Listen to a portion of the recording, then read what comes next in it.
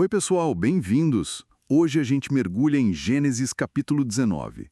A história começa lá em Sodoma, fim de tarde. Chegam dois anjos. Exato. E Ló, o sobrinho de Abraão, tá lá no portão da cidade. Ele vê os anjos e na hora já insiste, né, para eles passarem a noite na casa dele. Ele oferece hospitalidade total. Mas os anjos, de primeira, eles recusam, né? Falam que vão ficar na praça mesmo. Sim, mas o Ló insiste tanto que eles acabam aceitando. E aí ele prepara uma refeição para eles, pão sem fermento e tudo. Mostrando aquela pressa, né?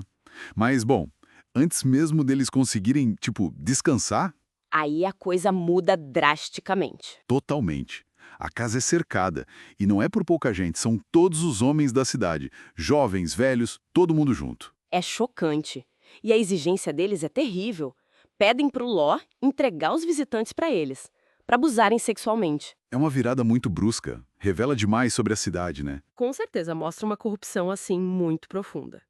E o fascinante, ou talvez perturbador, é a reação do Ló, né? Sim, ele sai, fecha a porta atrás de si e... Bom, numa tentativa desesperada de proteger os hóspedes. Ele oferece as próprias filhas virgens em troca. É uma escolha, nossa, que pra gente hoje soa monstruosa. É difícil até de processar. Será que isso mostra uma hierarquia de valores da época, onde proteger o hóspede era, mais importante que a própria família? Ou é puro desespero mesmo? Olha, provavelmente um pouco dos dois. Mostra o extremo da situação, com certeza, e sim reflete uma visão de honra ligada ao hóspede masculino, que era fortíssima naquele contexto. Uma visão chocante para nós hoje. Muito chocante. Mas a multidão nem quer saber das filhas, né? Rejeitam a oferta, ameaçam o próprio Ló e tentam arrombar a porta. E aí que a coisa fica sobrenatural. Os anjos agem. Exato. Eles puxam o Ló para dentro de casa, fecham a porta na cara da multidão e, de repente, cegam todo mundo lá fora. Uma demonstração de poder incrível. Os homens ficam tentando achar a porta e não conseguem. E nesse momento, ali dentro, os anjos revelam a Ló qual é a missão deles de verdade. Vão destruir Sodoma. O clamor contra a cidade chegou aos céus. Clamor. Uma palavra forte, né? Sugere muita injustiça acumulada. Muita. Então a ordem para Ló é clara: junta sua família e foge daqui. É a execução de um julgamento que já tinha sido, de certa forma, anunciado. Aí o Ló tenta avisar os futuros genros dele, né? Mas eles... Acham que é piada, levam na brincadeira. Uma incredulidade que custou caro. Quando amanhece, a urgência é total. Os anjos têm que praticamente arrastar Ló, a esposa e as filhas para fora. É impressionante a hesitação dele, né? Mesmo com a ordem divina. Os anjos pegam eles pela mão para tirar da cidade. E a instrução é super clara. Fuja para salvar sua vida. Não olhe para trás, não pare em lugar nenhum da planície, fuja para as montanhas. Só que o Ló, ele ainda argumenta. Ele pede para ir para uma cidadezinha ali perto, Zoar. Diz que tem medo das montanhas, que não vai sobreviver lá. E o mais surpreendente, o pedido é aceito. É aceito. Isso levanta uma questão interessante, né? Sobre essa interação entre a vontade divina, o decreto de destruição e a súplica humana.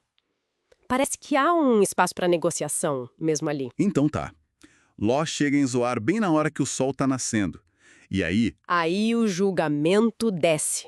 O Senhor faz chover fogo e enxofre do céu sobre Sodoma e Gomorra. destruição total. As cidades, a planície, todos os habitantes.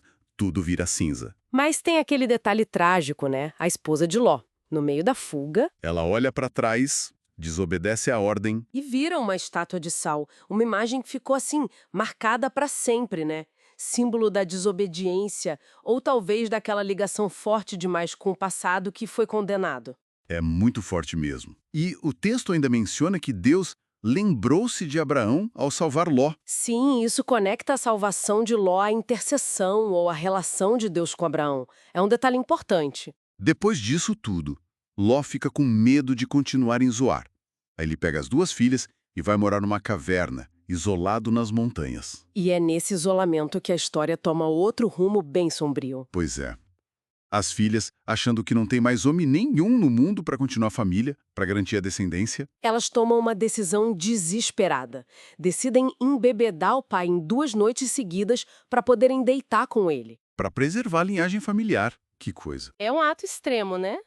Nascido do trauma, do medo, do fim da linhagem, e ambas engravidam do próprio pai. E desses relacionamentos nascem Moabe, ancestral dos Moabitas, E Ben-Ami, ancestral dos Amonitas. É uma narrativa de origem bem complexa e desconfortável, né? Especialmente considerando que esses eram povos vizinhos e muitas vezes rivais de Israel. Marca a origem deles em atos eticamente muito questionáveis. Uau, que capítulo intenso esse, Gênesis 19.